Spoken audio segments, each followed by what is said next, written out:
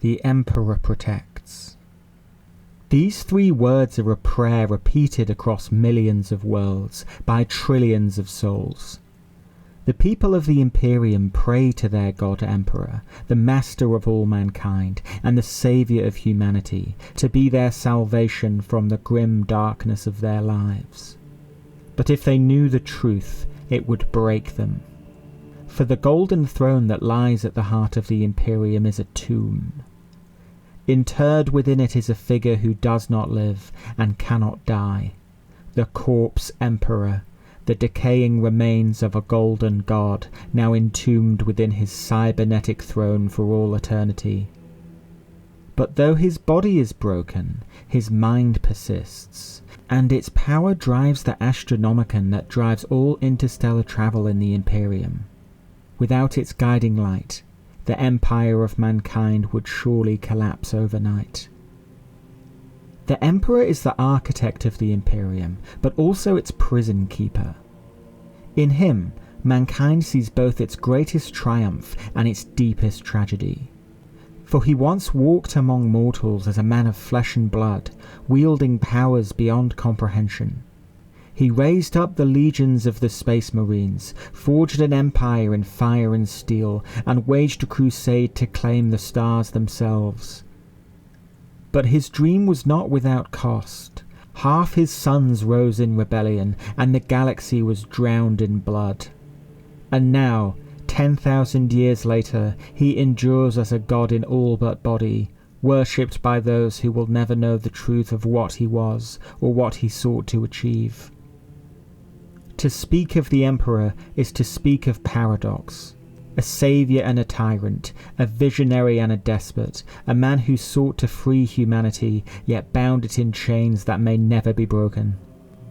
This is the story of the Emperor of mankind. To understand the Emperor's story, we need to examine the long arc of human history. Our species has never known peace, and by the time of the Emperor's ascent, its greatest ages had already turned to ruin. First came the Age of Terror, the dawn of mankind's civilization. It was here that the first psychers, the shamans of early humanity, glimpsed the immaterium. Deep within the surging sea of souls, the chaos gods took form, coalescing from the collective desires of every sentient being in real space. For mankind, this was an age of survival, an age of slow awakening, when the seeds of future struggles were first sown. From this grew the age of technology, when mankind reached its zenith. Humanity spread to the stars, building a golden empire fueled by machines, artificial minds, and warp travel. For a time, it seemed as though nothing could threaten humanity's destiny. Thousands of worlds were colonized, great wonders constructed, and humanity was on the brink of becoming master of the galaxy. But this soon became a dark age. The machines rebelled, the warp grew restless, and mankind was torn apart by its own creations. This was the age of strife, an age of isolation and horror. Warp storms cut the galaxy into fragments, severing worlds from one another. Psychers emerged in uncontrollable numbers, often becoming vessels for demonic possession. Civilizations fell into barbarism, and Holy Terror itself was reduced to a wasteland, its surface roamed by techno-barbarian warlords. It was into this nightmare that the Emperor revealed himself. Though he had lived for millennia in shadow, guiding humanity from behind the scenes, the collapse of the Age of Strife demanded a different hand. He could no longer be content as a hidden guardian. As he watched humanity degenerate, the Emperor came to a conclusion. The human race needed a strong hand to survive. But where did the Emperor actually come from? Though he is worshipped as a god, he is only a human after all. His beginnings are shrouded in contradiction, and there are 2 primary accounts detailing his origins. The first claims that the Emperor was the reincarnation of the collective souls of humanity's first psychers, the shamans of the Age of Terror. Realizing that their souls would be devoured by the warp upon death, they feared that all of humanity would one day become consumed by the Imperium. So they chose a radical solution, sacrificing themselves in a great ritual, merging their spirits into one immortal soul who would guide humanity forever. This mythic tale paints the Emperor as the last gift of humanity's ancient mystics, born to resist chaos itself. But the other account dismisses this story as apocryphal, refuting claims of shamanic rituals. The orthodox origin story of the Emperor claims he was born to humble beginnings to a family in the ancient Terran land of Anatolia. Though he had mortal brothers and sisters, it eventually became clear that he was different, a perpetual. This was a mutant branch of humanity that possessed immortality and superhuman psychic abilities. The origins of the Perpetuals are a mystery, although some believe that they are the new man, the next step in human evolution. Not Homo sapiens, but Homo superior. We may never truly know which of these accounts is accurate. Perhaps they both contain seeds of truth, or perhaps they're little more than fairy tales. But what's certain is that the man who would be known as the Emperor was more than a mere man. He was the greatest psyker to ever live, and one day he would step from the shadows, revealing himself as the master of mankind, and beginning the great work that would define the galaxy forever. During the age of strife, he would begin to gather armies, forge weapons, and begin a war to unify Terra under his rule. With the help of his greatest advisor, Malkador the Sigillite, the Emperor crushed the techno-barbarian warlords in a series of conflicts known as the Unification Wars. During these campaigns, the Emperor employed several units of genetically enhanced fighters, such as the Thunder Warriors, the ancestors of the modern Space Marines. With the might of his armies, he at last brought order to the cradle of mankind, and for the first time in millennia, Terra was united, and could once again turn towards the stars. For the Emperor's vision spanned far beyond the homeworld of humanity. He saw past the ruins of old Earth, beyond the scattered human worlds lost in the warp storms. His dream was to bind them all together again, to rebuild humanity's lost empire. But this time, not as a fragile technological state doomed to collapse, but as an eternal dominion. Key to this vision was the planet of Mars, which had become home to a civilization of its own.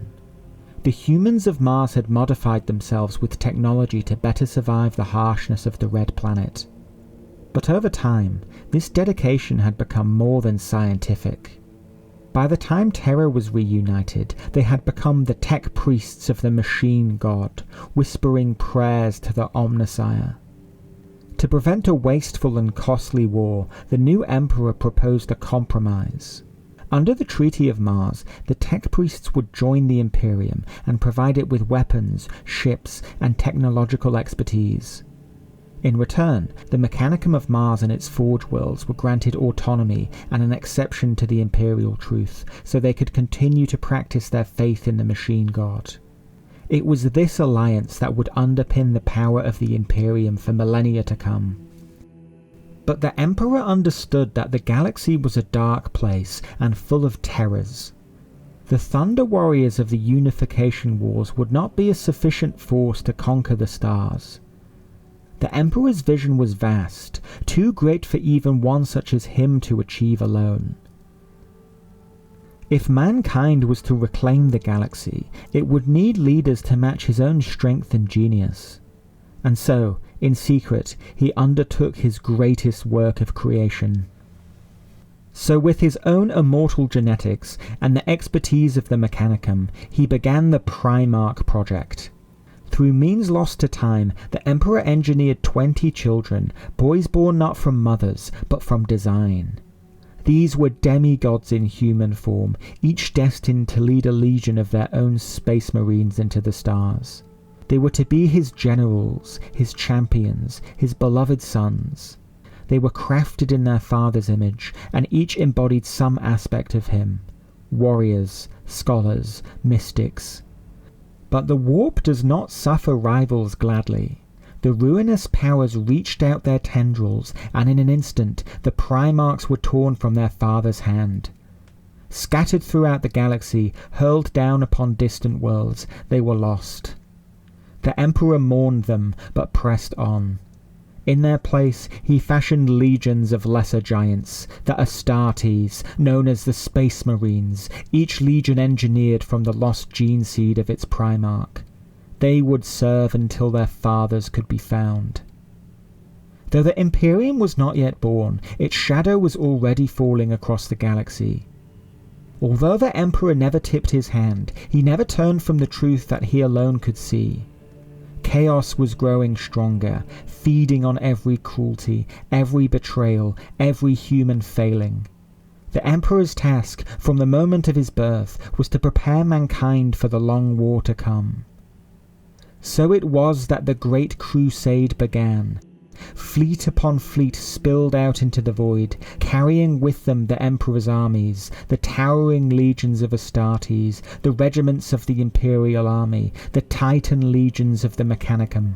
World by world, system by system, they brought humanity back under the aegis of the Imperium. But such an undertaking was too much for even the Emperor to achieve alone. If mankind were to reclaim its place among the stars, it would need the Primarchs. And, in time, they were rediscovered. One by one, as the Great Crusade advanced, the Emperor found his 20 sons among the stars. Some had grown noble, some cruel, all marked by the worlds that had raised them. They were both more and less than he had hoped. For each Primarch was not only a reflection of his strengths, but a mirror of his flaws. And above them all stood Horus. He had been found on the harsh, feral world of Chthoniya, already a peerless warrior before being raised up by the Emperor. Beloved as the greatest of the Emperor's sons, his legion, the Lunar Wolves, would soon become the foremost conquerors of the Great Crusade. During this time, Horus would lead the Great Ullanor Crusade, where he smashed the largest force of orcs so far encountered by humanity. And at the triumph celebrating the victory of Ullanor, Horus was elevated to the title of War Master, the son who would lead the crusade in his father's stead. After almost 2 centuries of endless war, the Emperor was finally returning to Terra, ostensibly to consolidate the new empire. But in elevating Horus above his brothers, the Emperor planted the seed of both triumph and tragedy. For the Primarchs were not only soldiers, they were children who longed for a father, and rivals who hungered for power, and the Emperor could not be both commander and parent. Though he may have won the galaxy, he failed to truly win the hearts of his sons. To its admirers, the Great Crusade was a golden age. Ancient technologies were rediscovered. There was a renaissance of science, culture, and unity. For the first time in millennia, mankind strode among the stars with purpose, led not by superstition, but by rationality. The Emperor proclaimed the imperial truth, a doctrine of reason, of atheism, of freedom from all gods. No more would humanity kneel before false idols. Only logic, science, and strength would guide the destiny of the species. But beneath the brilliance of the conquest lay shadow. The crusade was not a gentle endeavour. Compliance was demanded, and where it was not given, it was enforced brutally. Entire populations were slaughtered for their resistance. Whole species of Xenos were exterminated without mercy. Ancient faiths, cultures, and traditions were cast into the fire in the name of the Imperium. Some, such as the Emperor's son Lorgar and his legion of word-bearers, quietly questioned this repression. And others even began to worship the Emperor in secret, hailing him as a god. But such superstitions were not tolerated, and the embers of faith were stamped out wherever they sparked. To his legions, the Emperor was the bringer of light, but to the conquered, he was but a tyrant gilded in gold. At the head of it all, the Primarchs enforced their father's will, each now leading a legion shaped from his own blood. They were the blades by which the galaxy was carved open, the living weapons of the Emperor's will. and for a time it seemed like nothing could stop them, except for themselves. For conquest by fire carries its own perils. In the zeal to banish gods, the Emperor himself became more distant, more unknowable. He dreamed of a future where mankind would no longer need him, yet in building that dream he left a void, and in that void betrayal would soon fester like a wound. Though the Great Crusade still blazed across the stars, the Emperor's ambitions had turned elsewhere. For conquest alone could never deliver mankind from its true enemy.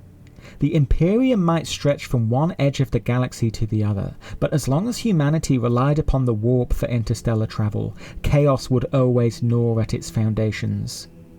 Beneath holy terror, in chambers carved deep beneath the Imperial Palace, he built a great wonder, a gateway into the webway, the dimension used by the Eldari and other ancient Xenos to travel between stars without exposing themselves to the dangers of the warp.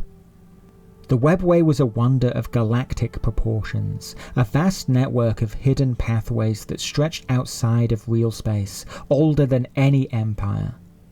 If the Emperor could master the webway, humanity would no longer need to risk the tides of the warp. It would be the ultimate victory over the Chaos Gods. But secrecy always comes at a cost. To pursue this hidden work, the Emperor withdrew from the Crusade. He left the wars of unification in the hands of Horus, trusting his favourite son with supreme command. But to some in the legions, it seemed their father had abandoned them, cowering on terror while his sons fought and bled, and giving over the empire to the rule of cowardly bureaucrats. That distance would soon fester into the greatest conflict humanity had ever seen, the civil war now remembered as the Horus Heresy. Horus Lupercal, the War Master, the son who the Emperor had raised above all others. Once he was the brightest star of the Imperium, beloved by his brothers, adored by his father. But pride is a fragile thing, and the gods of the warp are patient. They whispered to him, offering him visions of betrayal and promising him the galaxy himself. On the plague moon of Davin, Horus was wounded by a cut from an ancient Xenos blade wielded by a minion of Nurgle, the chaos god of decay. The blade's corruption was powerful enough to overwhelm even Horus's Primarch physiology, and soon he was on the brink of death.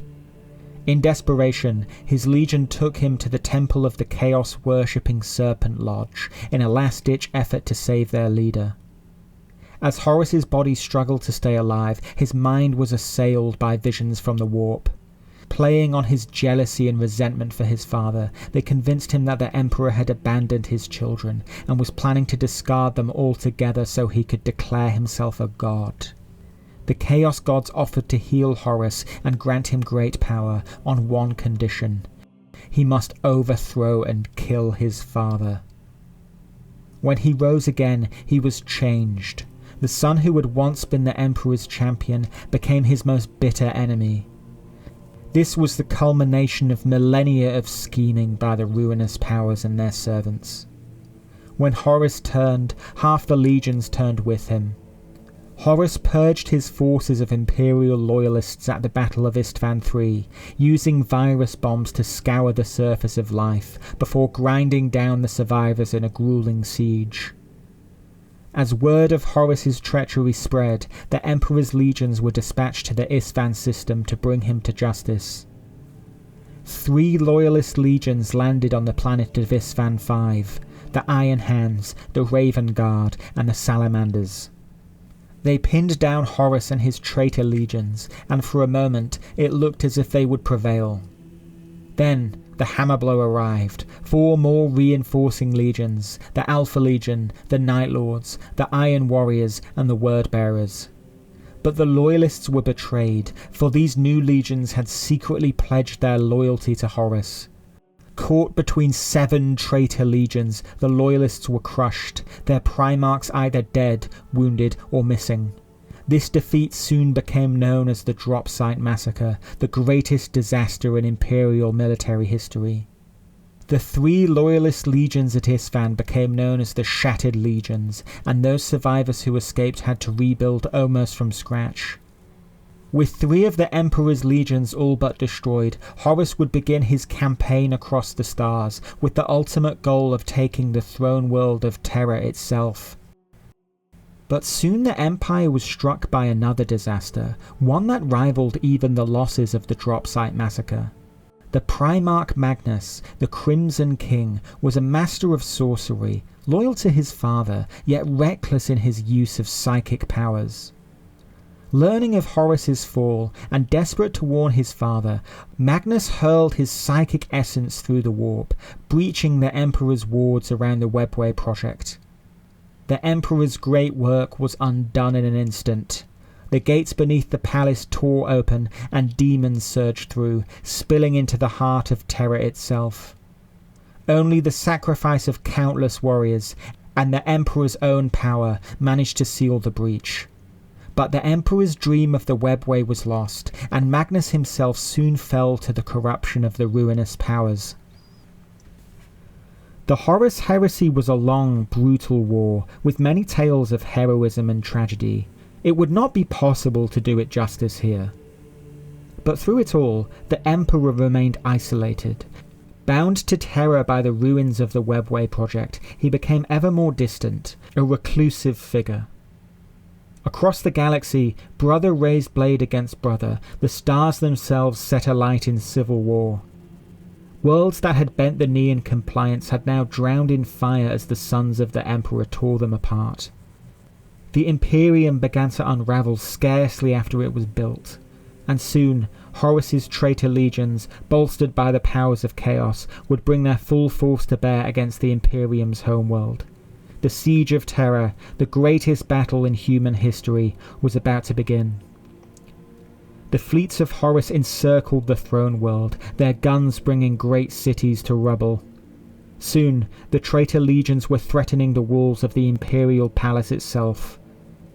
And through it all, the Emperor remained bound to the Golden Throne, forced to remain there to keep the Webway breach sealed.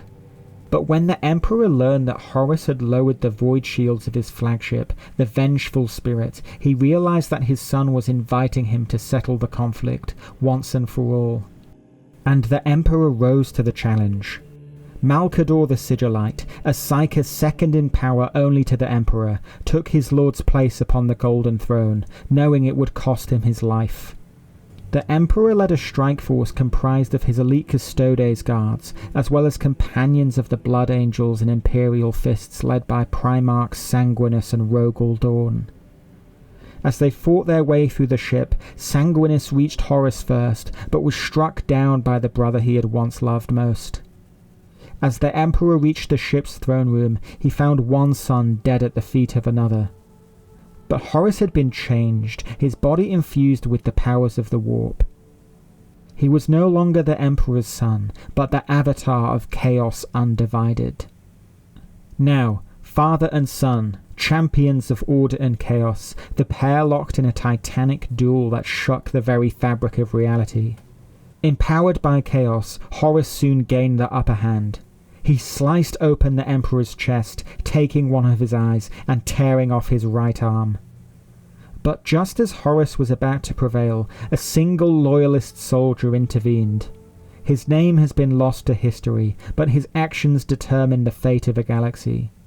He faced down the champion of chaos, and though he was soon obliterated by the War Master's psychic power, he bought just enough time for the Emperor. The Master of Mankind channeled the light of the Astronomican and brought his full psychic strength to bear, tearing apart his son's body. As Horus lay dying, he met his father's eye, and in that moment the ruinous power's influence seemed to shrink away, and he pleaded for the Emperor's forgiveness. He begged the Emperor to kill him before the Chaos Gods could make him their puppet again. The Emperor granted Horus this small mercy, driving a blade into his chest, infusing it with all of his might until Horus was nothing more than a burned husk.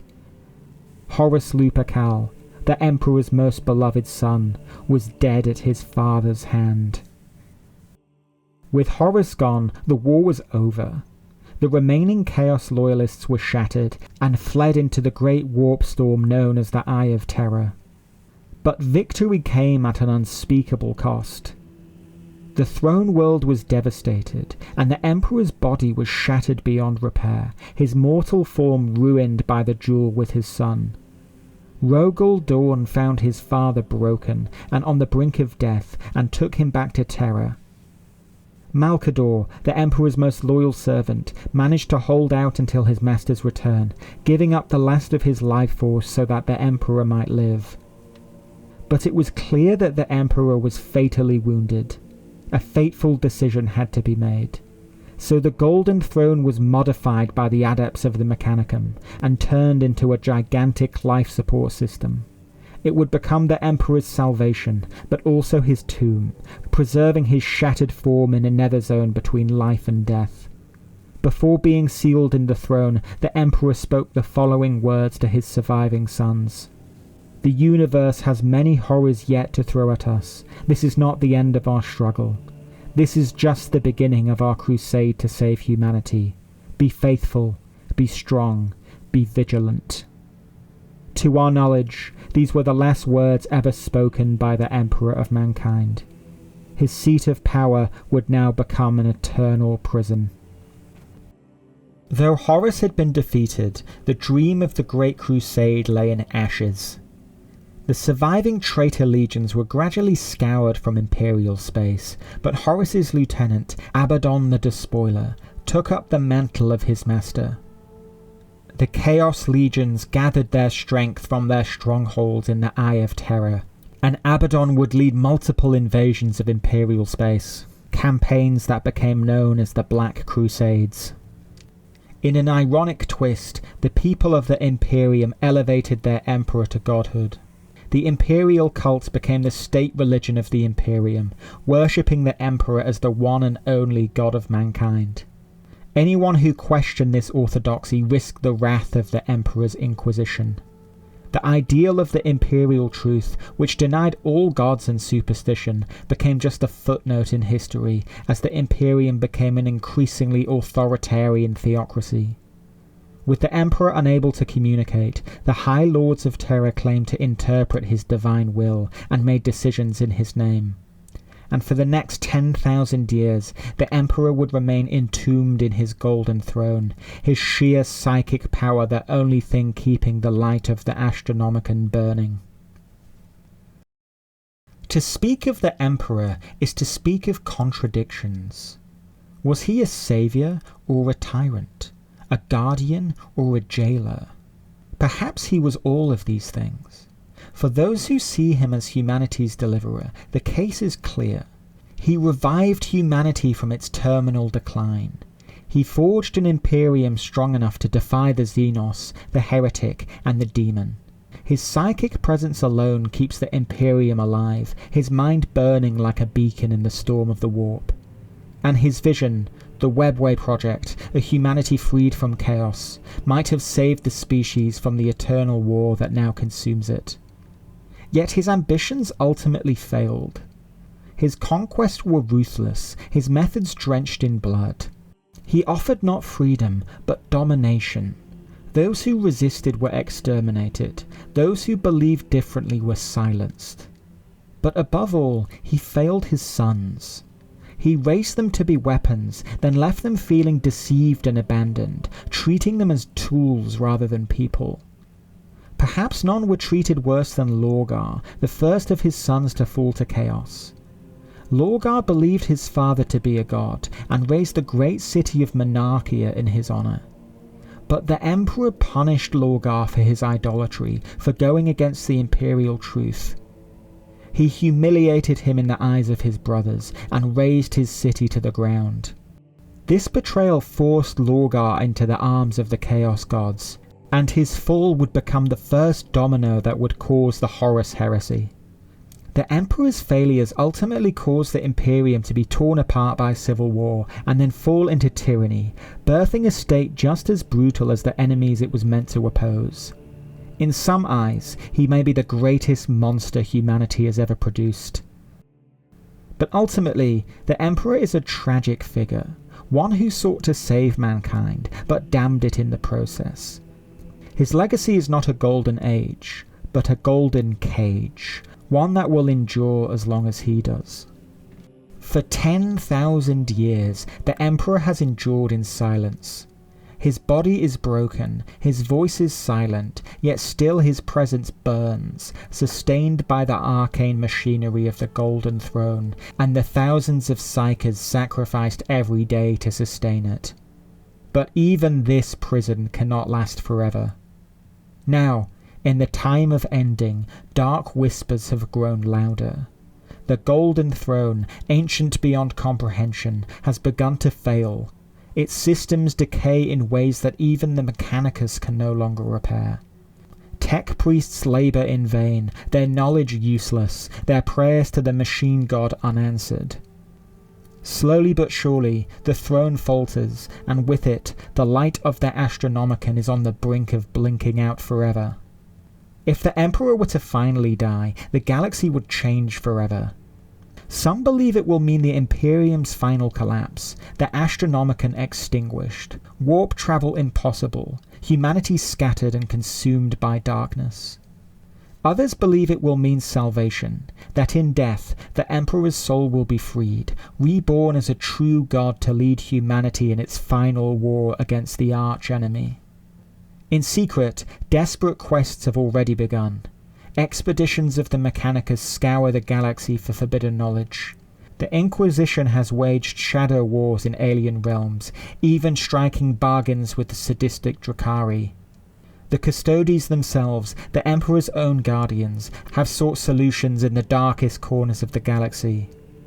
But none have yet found a way to repair the Golden Throne, and all fear what will happen when it finally fails. The truth is that the Imperium lives on borrowed time, its future bound to a corpse that refuses to die. And so the Emperor of mankind sits, unchanging, unyielding, a silent god at the heart of his empire. He is both humanity's last hope and its greatest damnation. If he endures, mankind endures with him. If he fails, the galaxy itself may follow. But the Emperor's story is not finished, for his story is the story of the Imperium, and as long as the Golden Throne holds firm, so too shall the Imperium of mankind. Thank you for watching. The Word Bearer is a new channel dedicated to the lore of Warhammer 40K. I hope you liked the first video, and please let me know if there are any other topics you would like to see covered on the channel. And please consider liking and subscribing. It really helps with the algorithm. Anyway, thanks for sticking around until the end, and I hope to see you again next time.